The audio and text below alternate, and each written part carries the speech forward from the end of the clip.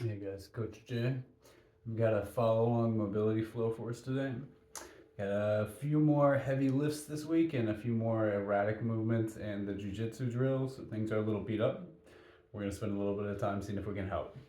The only tools that we're going to need for today, some kind of a roller, some kind of a ball, and then space. If we can have a pillow or a prop, we can use a block as well.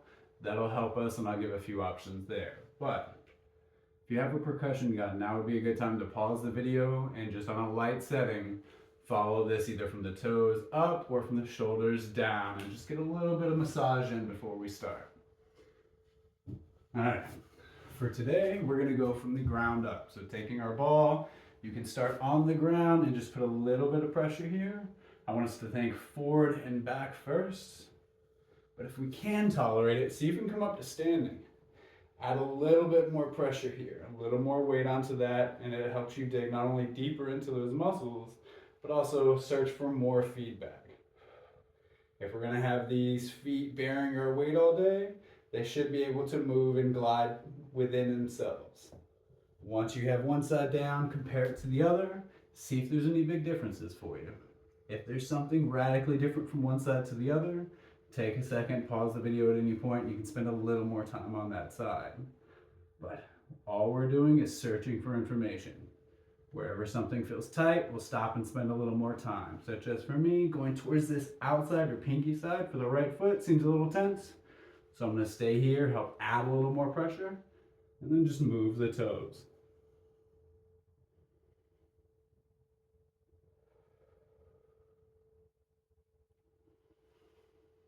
Slowing down our breath and spending time here helps cue the body into relaxing and releasing that tension. Once we're finished with the feet, we're going to go up into the calves. I want us to take that same ball, putting it up into the armpit of the knee, and with your foot still connected to the ground, how well can we pull back towards us? And once you get enough tension that feels comfortable for you, can we start to turn the foot left and right? And just trying to see how comfortable we feel without lifting the foot off the ground, adding to the arch, and then flattening the arch of the foot. You'll feel how this changes things up at the calf. Once you get a few rotations one side, switching it over. Just like we did with the feet, we're just searching for information. Is one side tighter than the other? Should I spend a little more time there? And do I have the same capacities on both sides?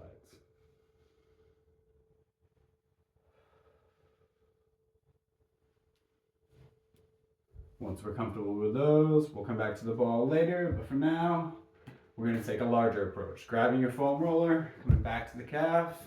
We can support the weight and just roll forward and back, or you can add to the weight and roll forward and back. We're still just searching through that calf, what feels tight and tense. Mine is more so towards the outside and a little lower on this left side. So spending a little longer rolling back and forth there. Still slowing down the breath. If we get onto something that's particularly tight or hard to access, we'll notice everything gets tense, breathing gets shallow. That's our cue to spend a little longer there, maybe rest and relax a little of the tension. Remind the system that the breath takes priority here, and that gives us access to a calmer nervous system, and it's easier for us to relax those tissues. Going from one leg to the other. Same concept, searching around. For me, it seems tight in the same spots.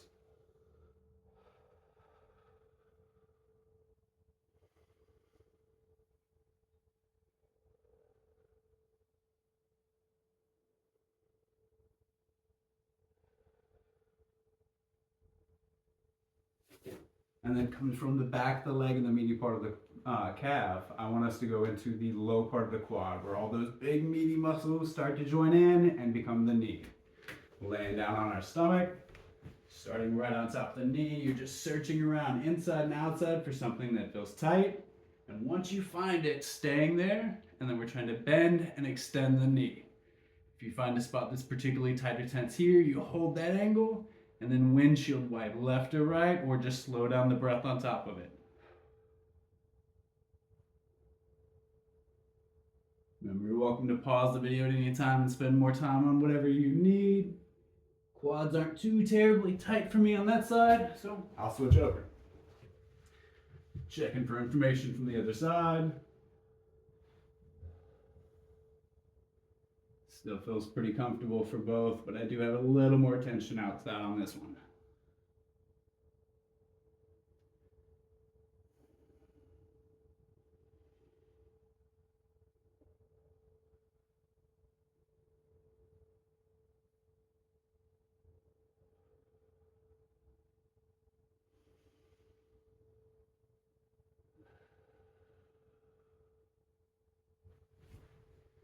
Now, coming from those larger meatier groups like the calves and the low quads, we're going to continue on, but now into the glute and with our ball. Whether we just lean into that side or we try to figure four and add a little more pressure.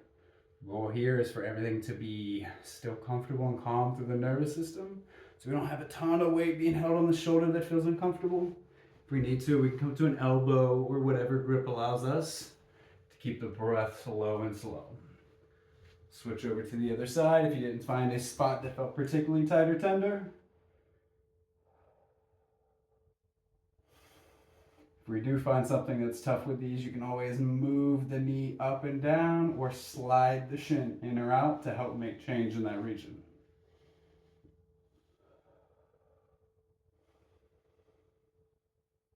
I have a little more tension on this left side, so I'm going to spend just about 3 to 5 more breaths here.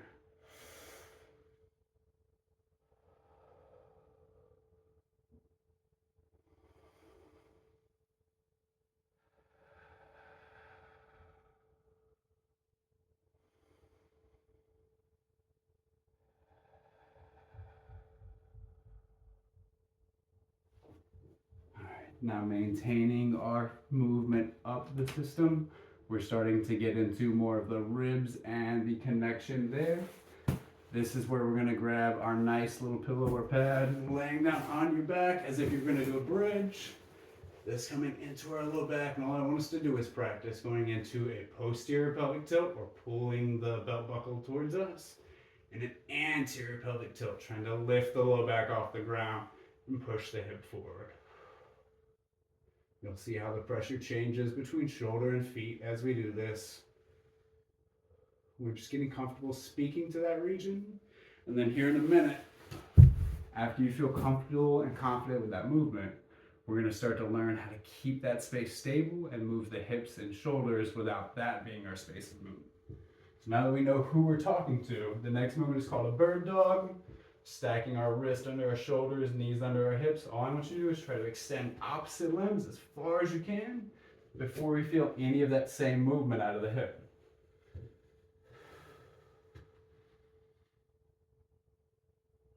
Recovery and mobility practices aren't always about just trying to find more space.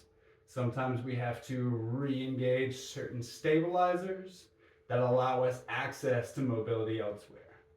The core and the low back are a beautiful example of that. If we can keep this region stable, we can be more mobile through the hip and more mobile through the upper back. That is our goal here in comparing both sides. Once you have one down for about 2 to 3 breaths, back into our stationary position and then sticking the limbs out, finding how the two sides compare. If one is a lot harder for you, there's a good chance you're rotated and turned into a position that made one side easier and the other side harder. Spending just 3 to 5 more breaths on that harder side. So for me, I'm going to come back with that left shoulder down.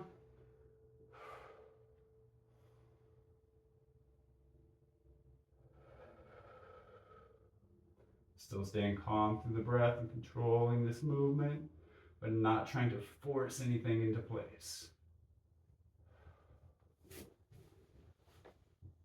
Once we're comfortable there, you can continue to work our way upstream. As we get into the ribs, the goal is extension and rotation. One of the easiest ways to maintain that is an easy drill of half kneeling. We'll go back of the hand onto the back of the knee. And then as we're turning, you're almost sliding that hand down and using it to help you rotate. Once I've comfortably rotated as far as I can, then from here, I want to start to push that same side hip back and reach ourselves towards the floor and reach the arm towards the sky. Some of you may know the windmill movement. That is essentially what we're doing here. Once I've rotated through the spine, how well can I move the hip and maintain this angle that I've made? We'll compare that for both sides.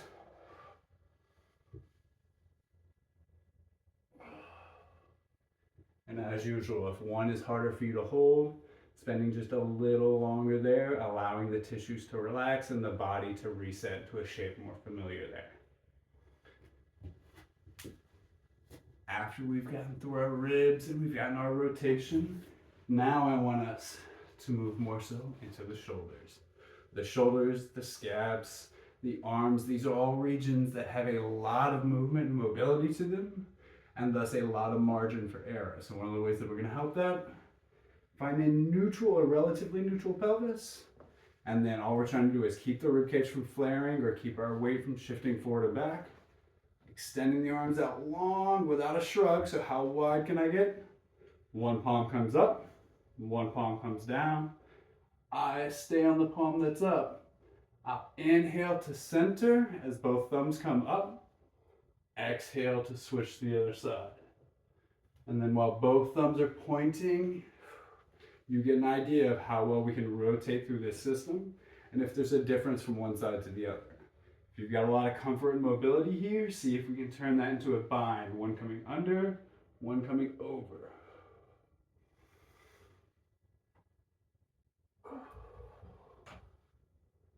As we finish there, we've gotten through into the small muscles of the forearms and fingers now.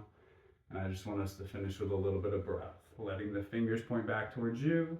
If you need to come out some, you can, but all we're gonna do is try to put your heel or the palm towards the ground, and then keeping the elbows pointed in the same direction, so either back towards you or slightly out to the side. Unshrug our shoulders, and we're just gonna do a 4-7-8 breath. So 4-second inhale, 7-second hold at the top, 8-second exhale.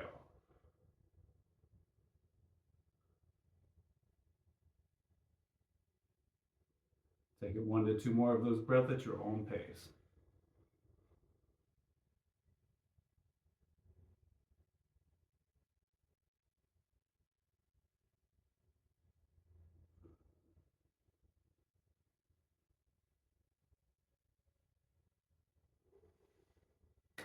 Thanks for joining me, guys. Much love. Have a beautiful day.